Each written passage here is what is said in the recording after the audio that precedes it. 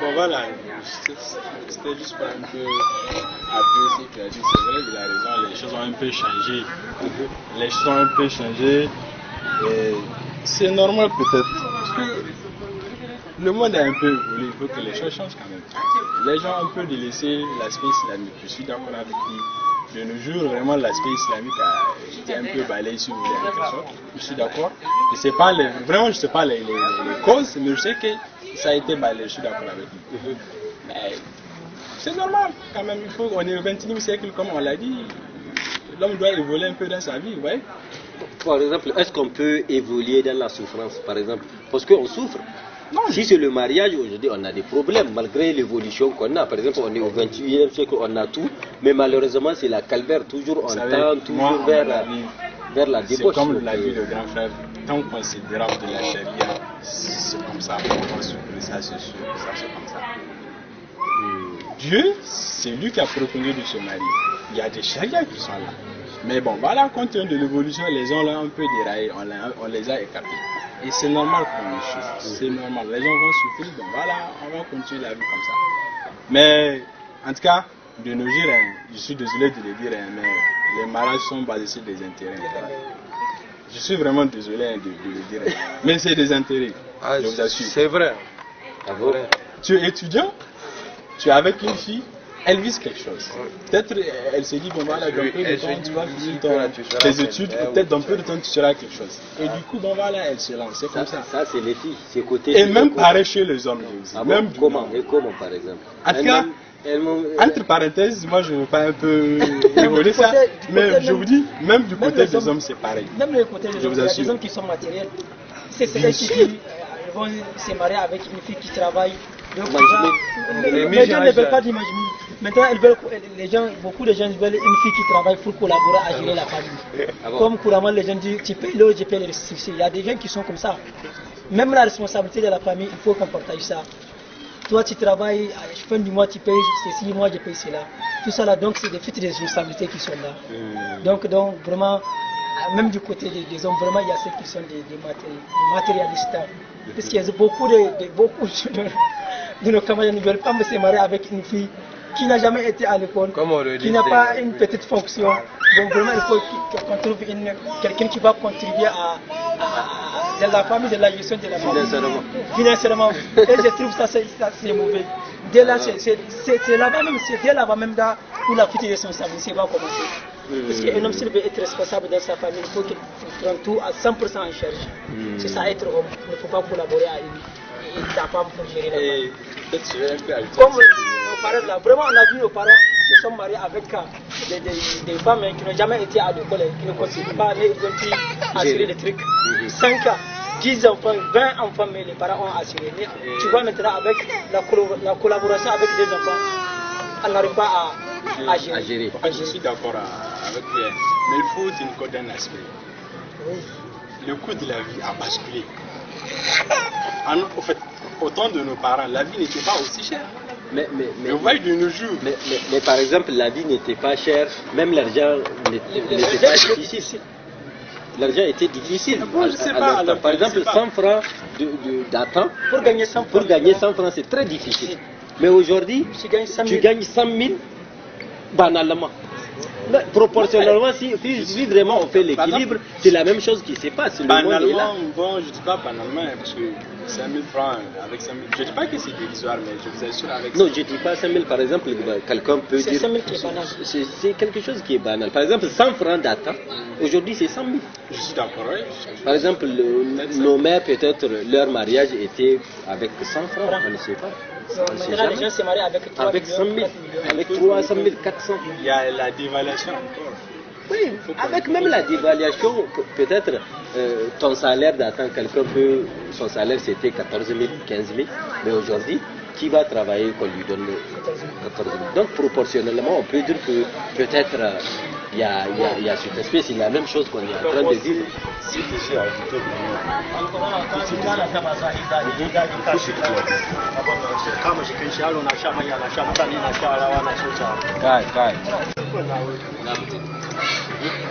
en tout cas, moi, ce que j'ai ajouté, il faut se dire la vérité. Parce que le monde d'aujourd'hui, c'est le mensonge qui est vraiment qui a la vie même. Parce que dès que maintenant tu as fondé, tu comptes fonder une famille vraiment à la base des mensonges, tu sais que vraiment ça ne va pas vraiment loin. Ça va pas réussir. Oui, parce que maintenant, toi, mais tu t'attendais à ce que maintenant tu sois éternel. De l'éternel, si on parle d'éternel, il faut qu'il y ait de la vérité. C'est la chose. Mais qu'est-ce qui amène même à mentir? À mentir, ce qui nous pousse à mentir vraiment, vous savez c'est quoi? Parce qu'il faut poser le débat. On ne va pas dire que non, on ment, on fait ceci. Oui, attends, je réponds. Ce qui nous pousse à faire des mensonges, à mentir ou quelque chose comme ça, ce sont les filles même qui nous poussent à le faire. Parce que maintenant, les filles d'aujourd'hui, oui, ils vont te montrer à leur côté aussi. Mais qu'est-ce qui amène tout ça là, les deux côtés? En tout cas, les deux côtés, vraiment, c'est le matériel. C'est le côté matériel. Parce que maintenant, toi, tu vas dire à une fille que tu gères une chose, quelque chose que tu ne vas même pas gérer de 10 ans. Et tu vas lui dire que toi, tu es là, ça à la maison, quelque chose comme ça. Elle aussi, de son côté, elle va te dire qu'elle aussi, elle est fidèle. Elle est fidèle envers toi, alors qu'elle a 10 copains de côté. Je sais que vraiment un jour, oui, c'est ça. Mais de tous les cas, c'est la vérité maintenant qui est vraiment. Dès que vous parlez de l'éternité, il faut qu'il y ait de la vérité. C'est ce que j'ai ajouté. Donc tout ce problème, toi, se pose sur les mensonges. Sur les mensonges, oui, c'est des mensonges, vraiment. Parce que maintenant, toi, tu veux une fille, tu l'aimes, tu ne veux pas assez qu'elle te quitte. Et il faut lui mentir. Hein. Tu auras des mots à dire. Toi, maintenant, tu vas. Ça veut dire que, par exemple, nous, on sait que dans l'amour, il y a du sacrifice. Mais oui. Pourquoi personne ne veut se sacrifier, par exemple, côté fille, côté... non, il y a ceux qui se sacrifient entre eux, il y a ceux qui se sacrifient vraiment. Par exemple, la fille va dire qu'il faut qu'il y ait tout chez toi pour qu'elle vienne. Donc elle n'est pas prête pour se sacrifier. Non, c'est la majorité. Il y en a vraiment... Et toi, tu vas dire que non, il faut avoir tout pour faire le mariage. Donc personne d'entre vous n'est prêt pour le sacrifice, alors que nos grands-parents n'ont rien à foutre, même si l'homme n'est pas... Bon. Non, si vous parlez de la ligne vitale, là, vraiment, ça c'est différent. Vous savez, non, ça c'est différent. Mon frère, vous savez, par exemple, tu peux prendre une fille en mariage. Je dis, tu as un salaire acceptable, quoi. Tu prends la fille en mariage, peut-être du jour au lendemain, tu te retrouves avec 0 francs. À peine en tout cas, dans la plupart des cas, il sera difficile que la fille reste. En tout cas, de nos jours, quand tu n'as rien, donc c'est ce qui vous condamne, c'est ce qui vous bloque. Vous pensez à avoir tout pour bon, moi, je qu'elle quitte pas. Je dis pas avoir tout, mais sincèrement, je dirais avoir l'essentiel. Je remercie rien, machallah, je remercie rien. J'envisage peut-être avoir juste un petit truc à avoir, mais c'est difficile. Il faut d'avoir, dans un premier temps, avoir un emploi permanent. Aujourd'hui, tu ne peux pas prendre la fille de truc, c'est vraiment risqué. Ouais. Moi, là où je suis, j'ai du mal à tendre la main. Donne-moi quelque chose, je ne peux pas attendre la main. Ça, c'est ma nature. Hein. J'ai du mal à tendre la main. Je me dis, si aujourd'hui je décide de me marier, il faut que j'essaie d'assurer le minimum. Tu cales tout. Ouais, sincèrement. Il faut que j'essaie d'assurer le minimum pour ma famille. Je rêve vraiment que mes enfants soient dans de bonnes conditions. Et bon voilà, il faut travailler dur. Et ce qu'on est en train de faire, on espère que, Inch'Allah, que ça va aller. Bon, peut-être vous avez l'histoire de beaucoup de foyers. Oui, j'en ai Pas mal de comptes. Qu'est-ce qui vous fait peur de l'affaire du mariage? Parce que vous avez entendu pas mal de fois, celui-là vous dit voilà, la femme c'est un problème, c'est des casse-têtes, voilà, des trucs comme ça. Qu'est-ce que vous avez entendu et vraiment quel impact cela? La plupart des femmes, elles vont pour la religion. La plupart des femmes. Alors tu vas voir, les femmes, elles partent, à l'école coranique. Mais alors que mais elle ne va pas pratiquer ça. Et c'est le zéro quand même. Moi, je qualifie ça pour quelque chose vraiment qui est inutile. La plupart des femmes vraiment qui sont vraiment, comment dire, qui s'intéressent même. Non, on passe la même. Ah, c'est la même passe. Oui, c'est la même passe. La plupart des femmes vraiment, si tu c'est vraiment que de la réflexion. Ah bon? Oui, c'est ça. En tout cas, vraiment, moi, je ne peux pas rester vraiment une fille vraiment qui n'est pas religieuse. Ça c'est sûr. Ça c'est sûr. En tout cas, même si tu es religieuse, vraiment, il faut respecter les règles du croyant. Mais être religieux, c'est la pratique, c'est pas la pratique. Non, moi je parle de la pratique. Hein. Tu ne vas pas me dire que voilà, toi tu es marabout ou quoi là. Tu restes toujours, comment dirais-je, couché ou bien assis comme ça. Non, il faut pratiquer ça, je vais voir. Moi je vois le concret là. C'est vous qui êtes un jeune mari. C'est ça qui m'a poussé vraiment de voir. Voilà, on a un jeune marié avec nous. Le jeune marié. Vraiment, ici, là, il y a pas mal de questions qu'on est en train de poser. Il y a des gens qui sont là en train de dire le mariage, il faut préparer, il faut faire ceci, c'est un peu difficile, c'est voilà.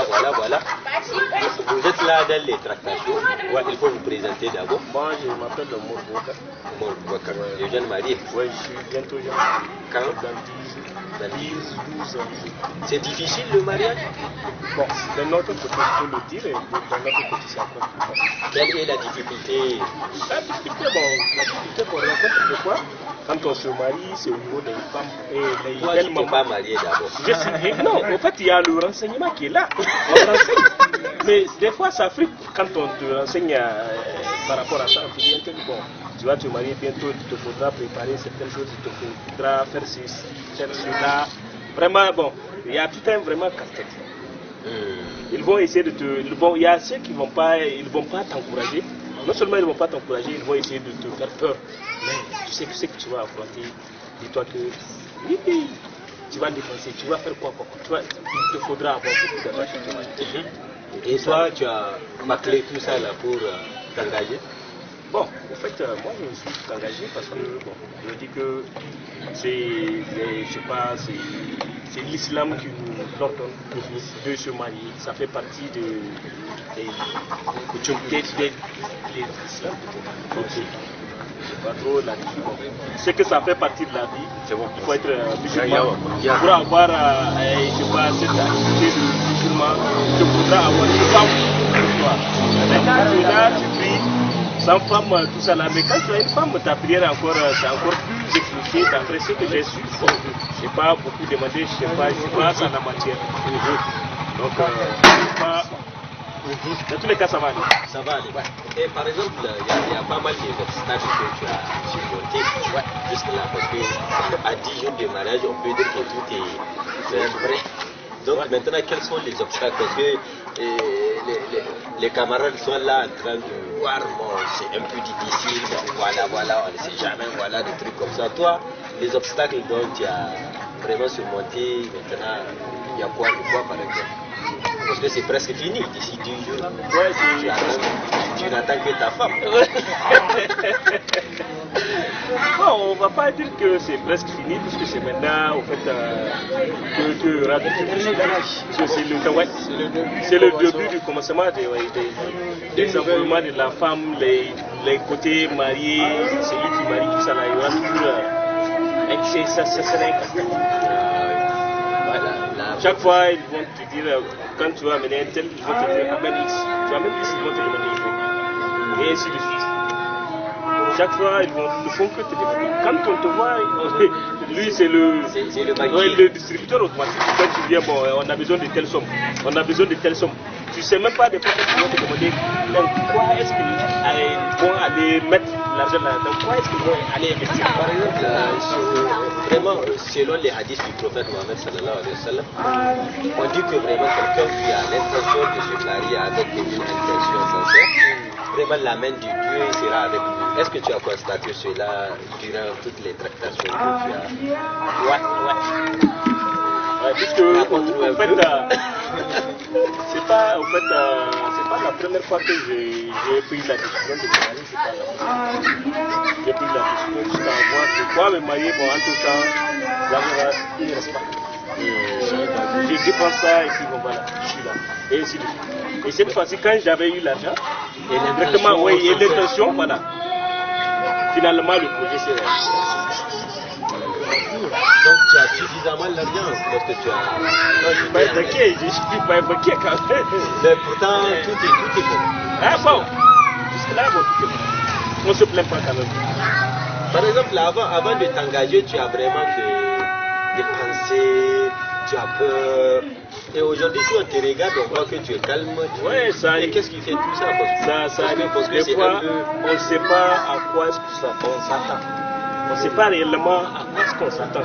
C'est une nouvelle vie, tu ne l'as jamais vécu, tu ne sais pas vraiment ce que tous ceux-là qui se sont encore une fois mariés dans la vie, tu ne sais pas vraiment quel obstacle eux-là. Voilà, tu vas essayer de te dire, est-ce que ça va, est-ce que tu vas tout le temps te poser des questions. Est-ce que je peux, ou bien, est-ce que si je fais ça, est-ce que ça va, voilà, c'est tout un calcul. Avant que la femme vienne, ça continue jusqu'à ce que tu aies ta femme. Et là, quand elle va venir encore, c'est notre, là c'est l'escale. Donc, et ça continue. Psychologiquement, toi, tu es prêt pour un dossier pour normalement. Parce que, bon, quel est votre message, donc le dernier message, c'est à l'endroit de toute la jeunesse concernant le mariage? Moi, concernant le mariage, c'est d'abord les parents des jeunes mariés, chaque fois qu'ils prennent la dot, l'essentiel c'est la dot.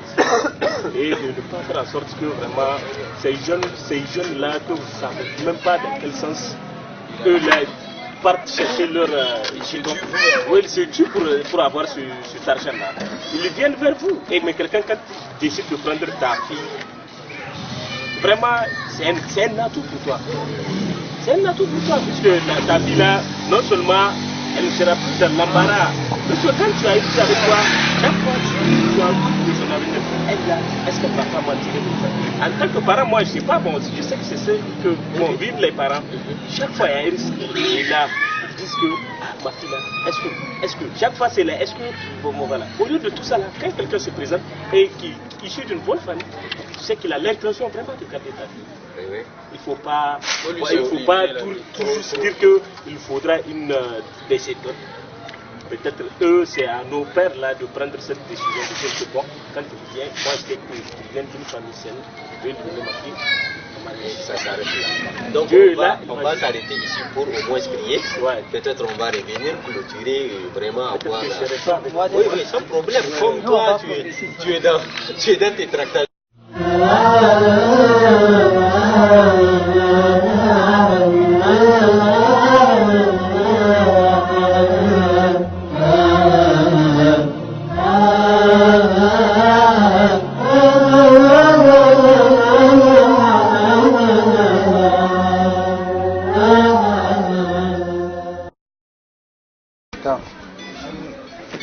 Voilà, après la prière, donc tout en invoquant Allah d'accepter notre prière, qu'Allah accepte notre prière, et on va essayer de clôturer notre débat. Donc, pour écouter les derniers mots de chacun, côté mariage et jeunes, tout en commençant par la droite, par vraiment le moi, vraiment,